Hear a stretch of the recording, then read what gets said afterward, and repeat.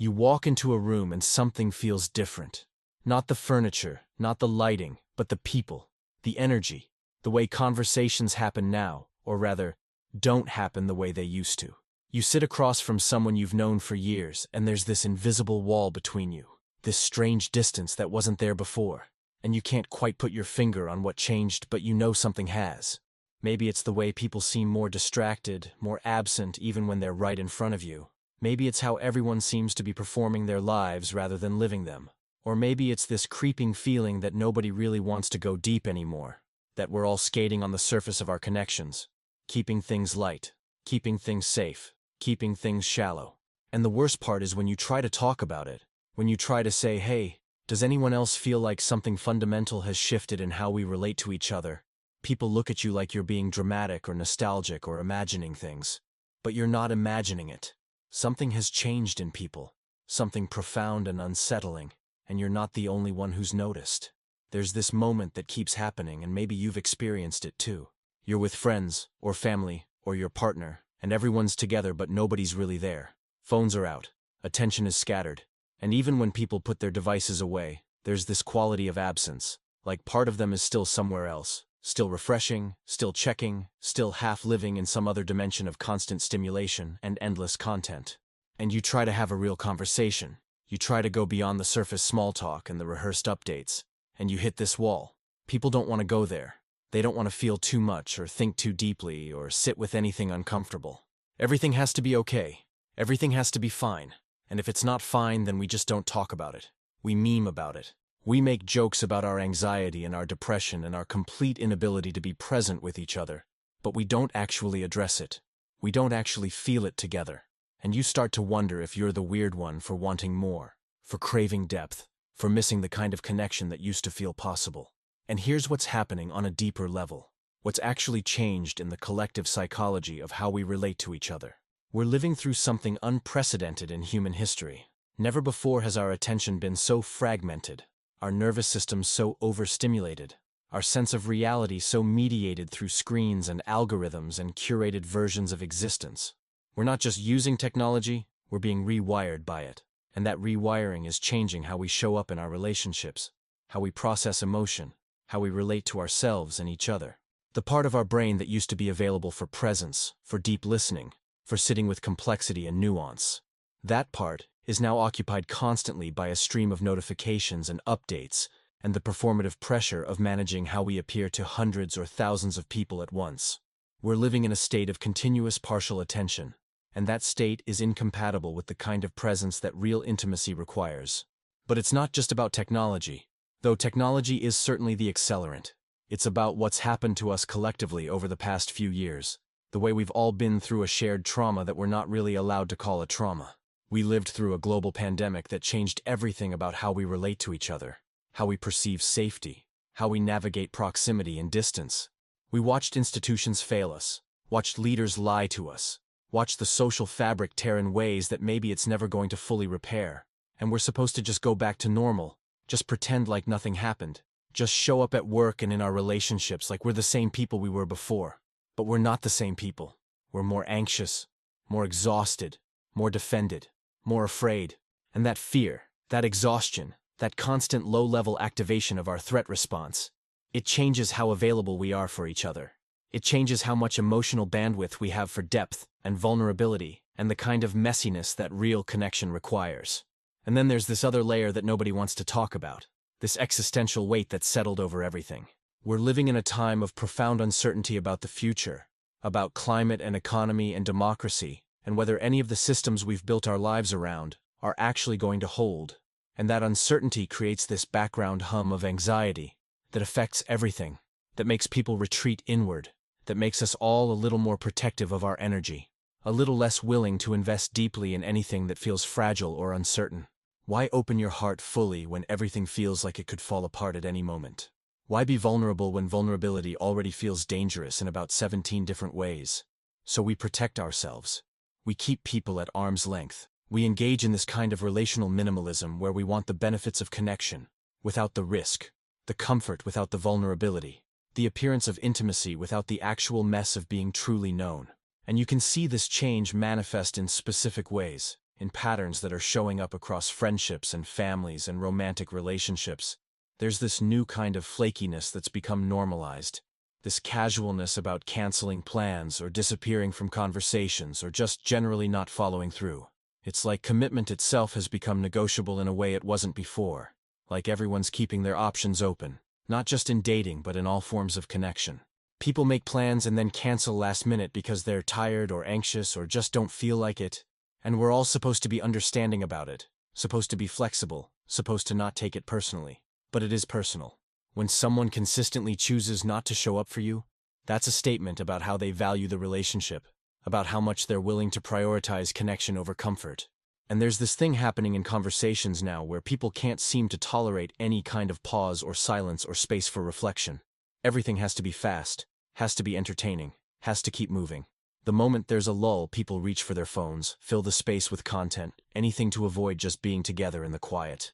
We've lost the ability to sit with each other without distraction, to have conversations that meander and take their time, and don't have a clear purpose or destination. Everything has to be efficient now, even our relationships. We want connection, but we want it on demand, want it to fit neatly into our schedules, want it to not require too much from us. And that's not how real intimacy works. Real intimacy is inefficient. It's messy and time-consuming and often inconvenient. It requires us to show up even when we're tired, to listen even when we'd rather scroll, to stay even when it would be easier to leave. There's also this increasing polarization in how people relate to conflict and difficult emotions. Some people have become so conflict avoidant that they'll ghost entire relationships rather than have one uncomfortable conversation. They'll just disappear, stop responding, act like you never mattered, because facing the discomfort of honesty feels impossible. And then on the other end you have people who are so activated all the time, so ready to take offense or call out or turn every disagreement into a moral referendum, that conversations feel like navigating a minefield. There's no middle ground anymore. No space for nuance or mistakes or working through things together. You're either perfectly aligned or you're not. And if you're not, then the relationship is disposable. And maybe you've noticed this shift in how people talk about their lives. How everyone's vocabulary has become this weird hybrid of therapy speak and social media performance. People use terms like boundaries and trauma and toxic and gaslighting, but they use them in these oversimplified ways that flatten the complexity of human relationships. Boundaries become walls. Trauma becomes an identity. Any behavior we don't like becomes toxic. And there's something important being lost in this. Something about the messy reality of being human together. About the fact that we all hurt each other sometimes. We all fall short. We all have to navigate the tension between our needs and other people's needs without making it a battle between good and bad. But that nuance is harder to hold now. Everything has to be clear, has to be categorized, has to fit into the framework we learned from Instagram infographics about relationships. And I need to pause here and ask you something directly because this matters. Have you felt it too? This strange change in the people around you? This sense that connection has become more difficult, more surface level, more performative? Have you found yourself in relationships where you're physically together but emotionally apart? Where you're having conversations that feel empty even when you're talking about supposedly meaningful things? If you're nodding along to any of this, if you're feeling that recognition in your chest, leave a comment below. It can be something simple, like "I miss deep connection." Because when you share that, you're not just validating your own experience, you're helping someone else who's reading this feel less alone in noticing what's happening. And I'm going to tell you something important. Naming this isn't being negative or cynical or antisocial. It's being honest. It's refusing to pretend that everything's fine when something fundamental has shifted in how we relate to each other. So go ahead, drop that comment, and let's continue. What's happening here is actually a collective nervous system dysregulation on a scale we've never seen before. Our bodies and brains are not designed for the amount of stimulation and information and social comparison and existential threat that we're exposed to every single day. We're in a constant state of fight or flight, and when your nervous system is in survival mode, connection becomes secondary. Your brain is literally prioritizing threat detection over social bonding, scanning for danger instead of opening to intimacy. And this isn't a personal failing. It's a physiological response to an environment that's overwhelming our capacity to regulate. But the impact on our relationships is profound. When we're dysregulated, we become more reactive, more defended, less able to be present with other people's emotions, less capable of the kind of co-regulation that healthy relationships require. And there's this particular change that's happened in how people relate to vulnerability, how we've all become simultaneously more open about our struggles, and less capable of actually being vulnerable in real time with real people.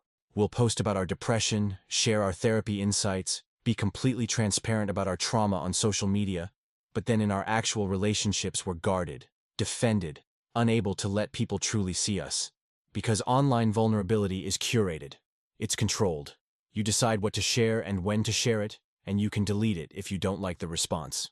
But real vulnerability, the kind that happens in person, in the moment, without editing or curation, that's terrifying. That requires us to trust that someone will catch us, will stay with us, will not use our openness against us. And that trust is exactly what's eroding. We don't trust each other the way we used to. We don't trust that people will handle our hearts carefully, that they'll show up consistently, that they won't just disappear when things get hard. And you see this erosion of trust playing out in how people approach relationships now, this underlying assumption that everyone's temporary, everyone's replaceable, everyone's going to disappoint you eventually, so why invest too deeply? There's this protective cynicism that's become normalized, this idea that expecting too much from people is naive, that real commitment is outdated, that the smart thing is to keep your expectations low and your exit strategy ready. And on one level that makes sense. It's a rational response to living in a world where nothing feels stable, and people really do disappoint us, and relationships really do end sometimes without warning. But the cost of this protective cynicism is enormous. When we approach connection with the assumption that it's going to fail, we create the conditions for that failure. We hold back the very things that make relationships work. We don't risk being fully seen because we assume we'll be rejected. We don't invest deeply because we assume people will leave. And in doing so, we guarantee the superficiality and instability we're trying to protect ourselves from. There's something else that's changed too. Something about how people relate to their own inner experience. How we've become disconnected from ourselves in ways that make it impossible to truly connect with others. We live so much in our heads, in our phones, in our constant mental commentary and analysis and comparison, that we've lost touch with what we actually feel in our bodies. We're alienated from our own emotional experience. And that alienation makes authentic connection impossible, because you can't share what you're not in touch with. You can't be vulnerable about emotions you're not even letting yourself feel. And this shows up in conversations where people can talk about their feelings in this intellectual, removed way, can analyze themselves endlessly, but can't actually drop into the raw experience of what they're going through. Everything stays in the realm of concept rather than sensation, understanding rather than feeling, and that keeps connection abstract rather than visceral. And maybe what's most difficult about this change is how invisible it is to the people experiencing it. Most people don't realize how much they've changed, how much less available they've become for real connection. They think they're the same person they've always been, having the same kinds of relationships they've always had. They don't see how they check their phone 17 times during dinner, how they change the subject every time a conversation starts to go deep, how they've surrounded themselves with people who never challenge them, or ask them hard questions, or require anything difficult from them. They don't see how their relationships have become transactional, how they're keeping score, how they're in it for what they can get rather than what they can give. And when you try to talk to them about it, when you try to say, hey, I miss you, I miss the way we used to be able to talk, I miss feeling close to you, they get defensive. They tell you you're being too intense, too needy, too much. They make you feel like wanting depth is the problem rather than the absence of it. This is creating a particular kind of loneliness that's hard to name because it's not about being alone. You can be surrounded by people, in a relationship, have a full social calendar, and still feel this profound disconnection, this sense that nobody really sees you, nobody really knows you, nobody's truly with you, in the messy reality of your human experience. It's the loneliness of being perpetually on the surface of things, of having hundreds of connections and no real intimacy, of being known by many and understood by none. And this loneliness is epidemic. It's everywhere.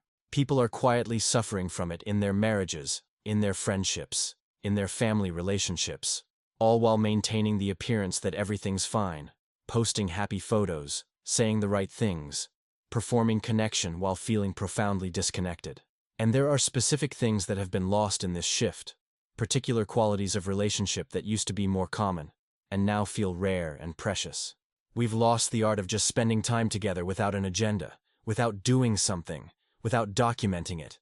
We've lost the ability to have conversations that go on for hours, that circle back to the same themes, that don't resolve into neat conclusions. We've lost the comfort of silence together, the ease of being in each other's presence without needing to perform or entertain.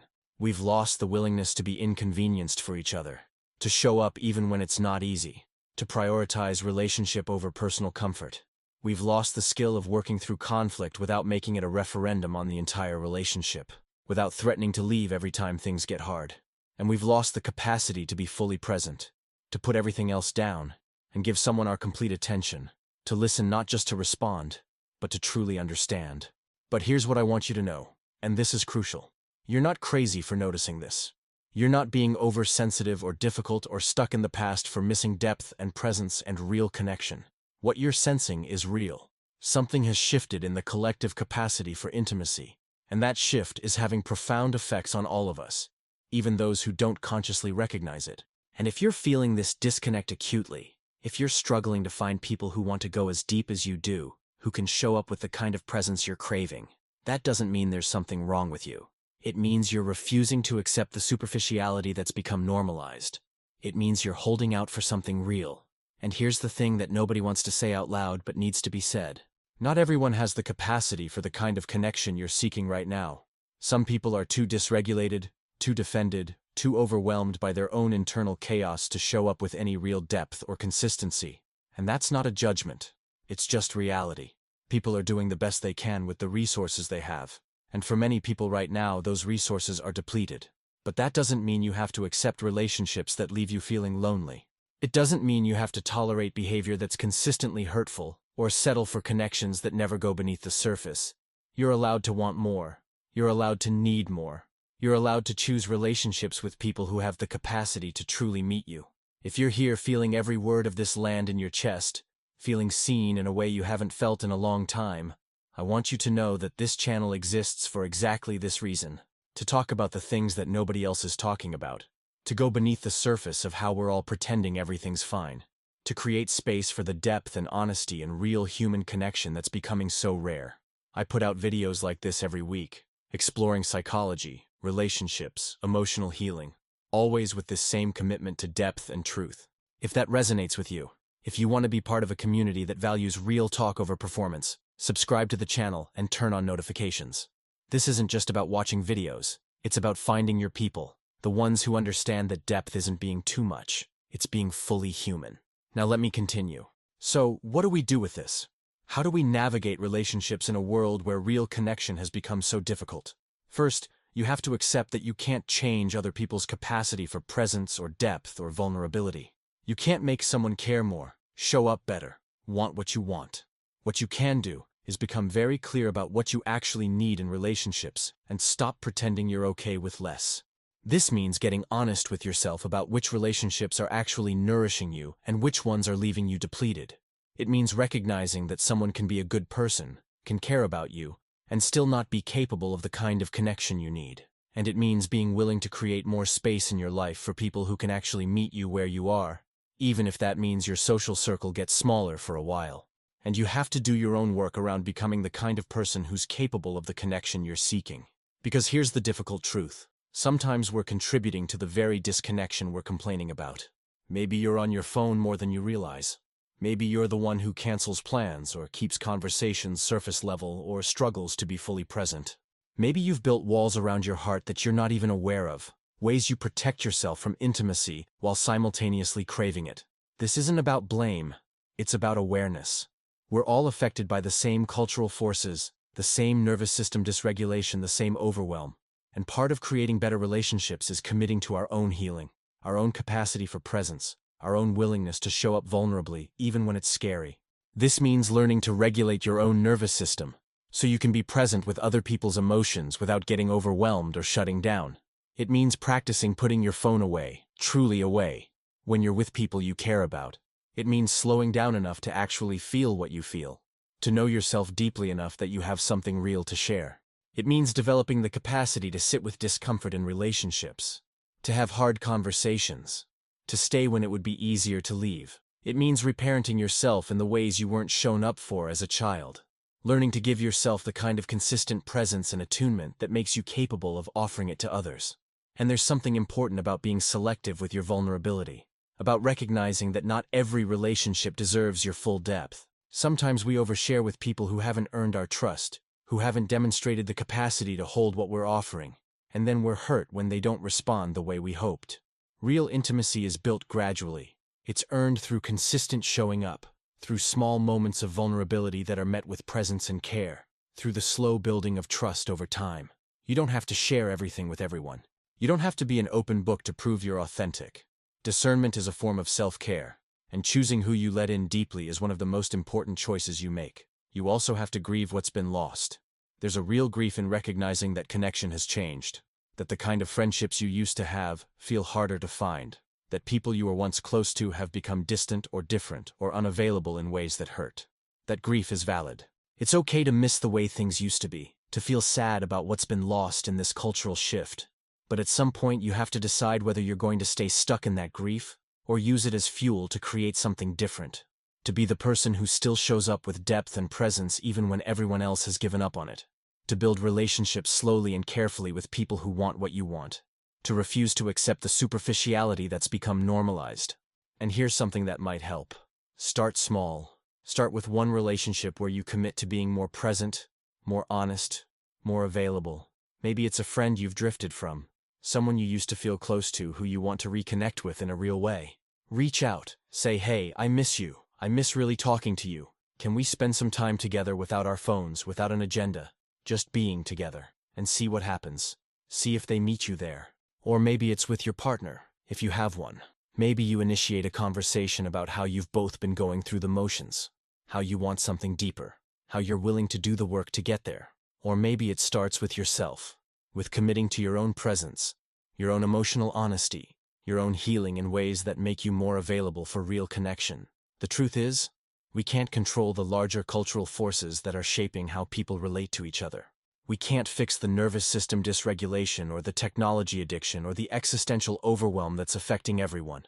What we can do is decide who we want to be in the face of all that. We can decide to be the person who still values depth, who still shows up consistently, who still believes that real connection is possible and worth fighting for. We can be the person who puts their phone away, who asks the deeper questions, who's willing to sit with discomfort and complexity, and the mess of being truly known. We can be the person who doesn't give up on intimacy just because it's gotten harder. And maybe the most important thing is this. You have to stop waiting for other people to meet you at the level you want to be met, and start living at that level yourself. Stop waiting for permission to want depth. Stop apologizing for needing real connection. Stop shrinking yourself to fit into relationships that are too small for who you are. The people who are meant for you, the ones who can actually meet you in the fullness of your depth and presence and humanity, they're out there. But you won't find them if you're hiding who you are, if you're playing small, if you're pretending that surface-level connection is enough when it's not. You have to be willing to be visible in your depth, even if it means being alone for a while, even if it means some people think you're too much. Because you're not too much. You're just enough for the right people. And those people exist. They're out there also feeling this same loneliness, also noticing this same change, also looking for someone who wants to go deep. This strange change in people. This shift toward disconnection and superficiality and performative relationship, it's real, and it's affecting all of us. But it doesn't have to define your experience of connection. You get to choose differently. You get to insist on depth even when everyone else is skating on the surface. You get to build relationships slowly with people who value presence and vulnerability, and showing up consistently. You get to be the kind of person who still believes that real intimacy is possible, who still puts in the effort, who still opens their heart even though it's scary. And in doing that, in refusing to give up on real connection, you become a refuge for others who are also refusing to accept the loneliness that's been normalized. You're not imagining it. Things have changed. People have changed. But you don't have to change with them. You get to decide what kind of relationships you want to have, what kind of person you want to be, what you're willing to accept and what you're not. And that decision, that commitment to depth and presence and real human connection in a world that's moving away from it, that's one of the most important choices you'll ever make. So keep noticing. Keep naming what's real. Keep showing up with your full humanity even when it feels like nobody else is. Because the people who matter, the ones who can actually meet you there, they need you to stay visible. They need to know they're not alone in wanting something more. And you're not alone. You're not crazy. You're awake. And that matters more than you know.